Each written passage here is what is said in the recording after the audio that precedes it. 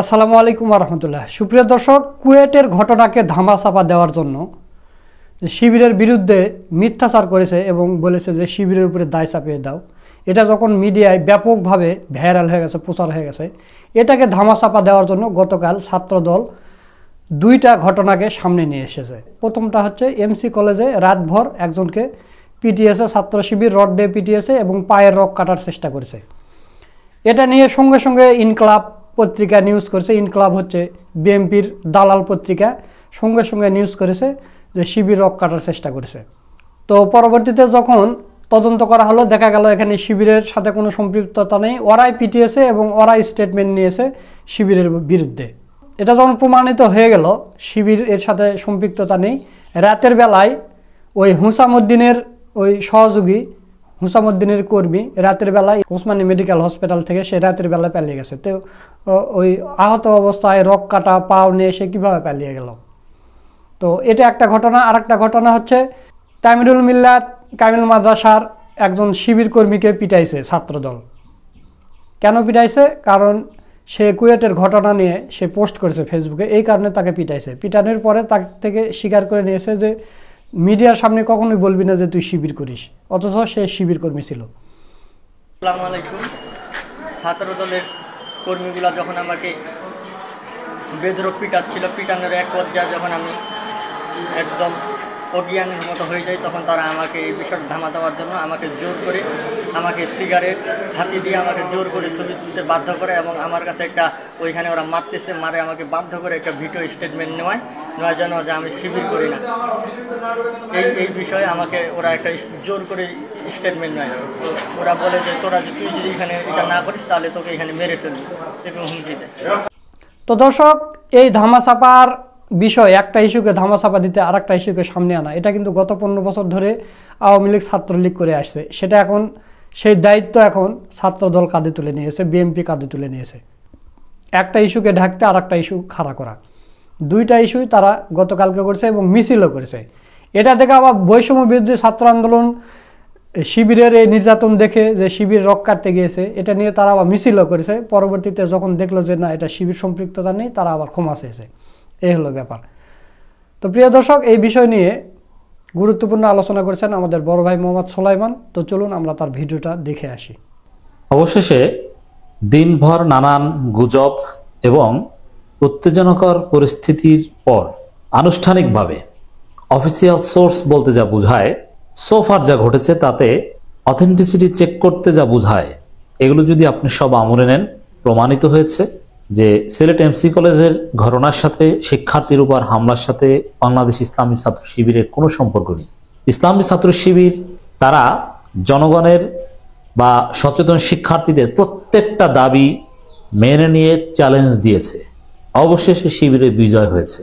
দিনভর শিবিরের সমালোচকরা বলছেন যে শিবির পারলে বিষয়ে প্রাথমিক তদন্ত করে একটা বিবৃতি দেখ। হ্যাঁ, বাংলাদেশ ইসলামী ছাত্র শিবির সেন্ট্রালি, কেন্দ্রীয়ভাবে অবশেষে বিবৃতি দিয়ে বিষয়টা খোলাসা করেছে। সিলেট এমসি কলেজের অধ্যক্ষ চিকিৎসকদের বরাত দিয়ে এবং প্রাথমিক তদন্তের পর তিনি বলেছেন, না, এটার সাথে কোনো রাজনীতির সম্পর্ক নেই, কোনো দলের সম্পর্ক নেই, শিবির টিবির কারো সম্পর্ক নেই, এটা ভুল বোঝাবুঝি। কিন্তু ছাত্রদল বা আরো অনেকে, ছাত্রদল অলরেডি মিছিল করে ফেলেছে ইনকিলাবের ভুয়া রিপোর্টের উপর ভিত্তি করে যে রক কাটার চেষ্টা, অমুক তমুক, শিবির হামলা করে, অথচ শিবিরে কোনো সম্পৃক্ততা নেই, কোনো প্রমাণ কেউ দেখাতে পারেনি। এজন্য আমরা আগেই বলেছিলাম, প্রমাণ ছাড়া শিবিরের বিরুদ্ধে প্রচারণা চালানো যাবে না। শিবির চ্যালেঞ্জ নিয়েছিল, শিবির স্পষ্ট করে বলেছিল শিবিরের কেউ যদি জড়িত থাকে তার বিরুদ্ধে সর্বোচ্চ সাংগঠনিক ব্যবস্থা শিবির নেবে এবং প্রশাসন তাকে গ্রেপ্তার করুক, তার বিরুদ্ধে ফৌজদারি আইনে মামলা হোক। শিবির যে সৎ সাহস দেখিয়েছে যে মামলা হোক, গ্রেপ্তার করুক, কোনো সমস্যা নেই, শিবির সহায়তা করবে।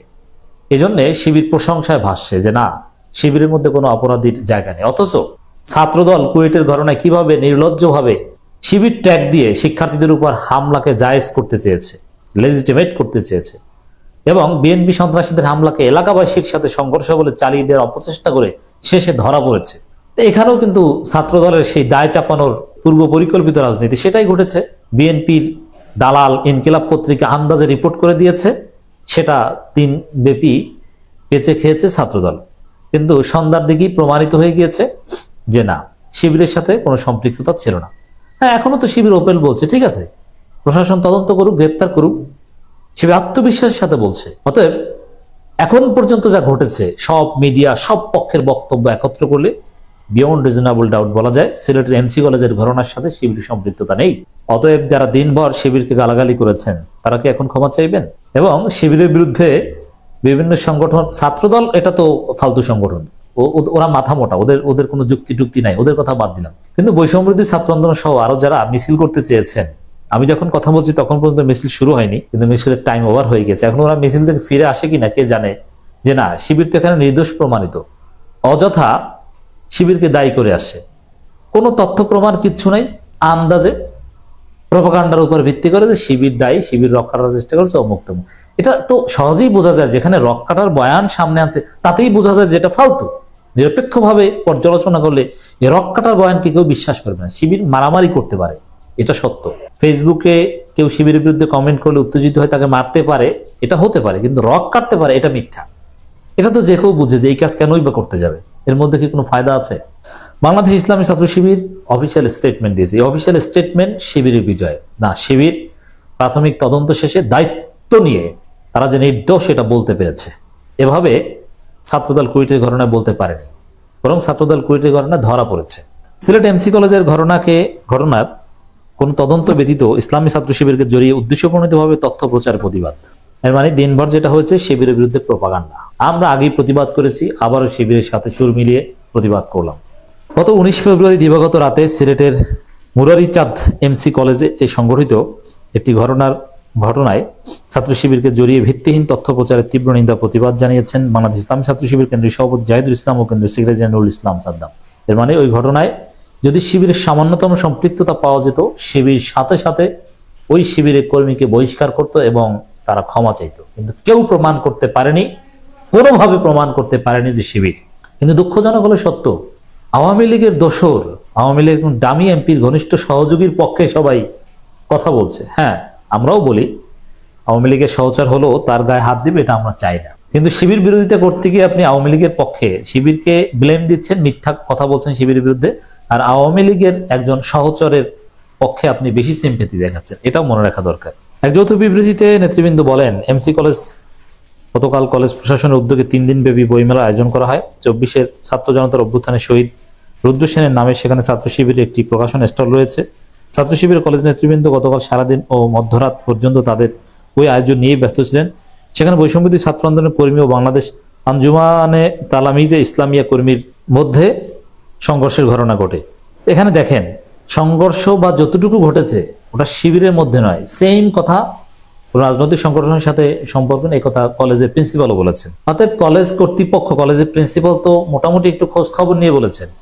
রক কাটার কোনো চেষ্টা হয়নি, এটা কলেজ প্রিন্সিপাল চিকিৎসকদের দায় নিয়ে বলেছেন। আর ডেইলি ক্যাম্পাসের রিপোর্টটা পড়েন। অথচ ইনকিলাব এই ঝামেলাটা বাজে, ইনকিলাবের কোন সাংবাদিক রিপোর্ট করেছে, ওকে একটু ওর নামটা একটু আমাদের কাছে দেন, আমরা একটু কথা বলতে চাই যে ও কিসের উপর ভিত্তি করে রিপোর্ট করেছে। বাটপার এই দুই গ্রুপের মধ্যে এই তালামিজার সাধারণ শিক্ষার্থী বা বৈষম্যবিরোধী ছাত্র আন্দোলন, কিন্তু এর দায় শিবিরের উপর চাপাতে তৎপর একটা গোষ্ঠী। আমরা আরো দেখেছি সিলেটের আঞ্চলিক একটি পিটতান্ত্রিক দল যারা বিগত দিনে ফ্যাসিস্ট আওয়ামী লীগের সহযোগী ছিল, তারাও ফেসিবাদের সময় করা তাদের অপকর্মের দায় ঢাকার জন্য ছাত্র শিবিরকে অভিযুক্ত করে প্রোপাগান্ডা চালাচ্ছে, যা মূলত ফেসিবাদের পারপাসই সার্ভ করে। তাহলে শিবিরের বিরুদ্ধে অভিযোগটা করছে ওই যে আগে যারা পূর্ব পরিকল্পিত শিবিরের উপর দায় চাপিয়ে দেওয়া গোষ্ঠী, তারা তো করবেই, কারণ তাদের উসুল, তাদের আকিদা, তাদের মানহাজ হচ্ছে শিবিরের উপর দায় চাপিয়ে দাও। তারা করছে। আর আওয়ামী লীগের দোসর এই দামি এমপির সমর্থকরা তারা বলছে শিবির, এটা তারা ধর্মীয় কারণে করবে। কিন্তু ওইসব ধর্মীয় ভণ্ডদের শিবির গণে না। কঠিন ভাষা এখানে ওই ধর্মীয় ভণ্ডদের বিরুদ্ধে শিবির ব্যবহার করেছে। নেতৃবৃন্দ এই ঘটনার সুস্পষ্ট প্রশাসনিক তদন্ত সাপেক্ষে দোষীদের শাস্তির দাবি জানান এবং যে সকল মিডিয়া তথ্য প্রমাণাদি ব্যতিরিকে বিভ্রান্তিকর নিউজ প্রচার করেছে তাদেরকে প্রকৃত সত্য উদ্ঘাটন তুলে ধরে ছাত্র শিবিরের প্রতিবাদটি যথাস্থলে ছাপানোর আহ্বান জানান। না ছাপালে ওকে ধরা উচিত যে তুই আন্দাজে রিপোর্ট করেছো কোনো প্রমাণ ছাড়া, তুই কোথায় প্রমাণ পেয়েছো, তুই প্রমাণ দে এবং এই শিবিরের এই রিজয়েন্ডার এটা প্রচার কর। আমরা সতর্ক করে দিচ্ছি, এটা স্বাধীন বাংলাদেশ, কোনো ফাইজলামি চলবে না, কোনো ফেসিবাদ চলবে না, সেটা মিডিয়ার নামে হোক আর যে নামে হোক না কেন। দর্শক, শিবিরের এই সাহসিকতা যে প্রশাসনিক তদন্ত হোক, শিবির নিশ্চিত না হয়ে বিবৃতি দেয়নি যে শিবির কেউ জড়িত নয়। এসবি করুক আর র্যাব করুক আর এনএসআই ডিজিএফআই তদন্ত করুক, শিবিরকে দোষী সাব্যস্ত করতে পারবে না, কারণ শিবিরের সম্পৃক্ততা এখানে নেই। শিবির এটা নিশ্চিত হয়ে বলেছে ঠিক আছে প্রশাসনিক তদন্ত হোক। তারা প্রাথমিক তদন্ত করেছে, তারা পেয়েছে তাদের কোনো সম্পৃক্ততা নেই, স্পষ্ট কথা। অতএব দর্শক, দিনভর যারা শিবিরকে গালাগালি করলেন, ছাত্রদল যারা শিবিরের বিরুদ্ধে মিছিল করলেন, কত কিছু বললেন, এখন কি বলবেন? শিবিরের কাছে সরি বলেন, আপনার তো হেরে গেলেন, শিবির তো জিতে গেল। এটাই হচ্ছে বাস্তবতা। দর্শক, আপনারা সোলামান ভাইয়ের ভিডিওটা দেখলেন, তো তার কথাগুলো আপনাদের কাছে কেমন লেগেছে তা অবশ্যই কমেন্ট করে জানিয়ে দেবেন। আর ভিডিওটা ভালো লাগলে বেশি বেশি করে লাইক করবেন, শেয়ার করবেন। নিত্য নতুন আপডেট ভিডিও পেতে আমাদের চ্যানেলটা সাবস্ক্রাইব করে রাখবেন। আজকের ভিডিও এই পর্যন্তই। সকলকে ধন্যবাদ। আসসালামু আলাইকুম ওয়া রাহমাতুল্লাহ।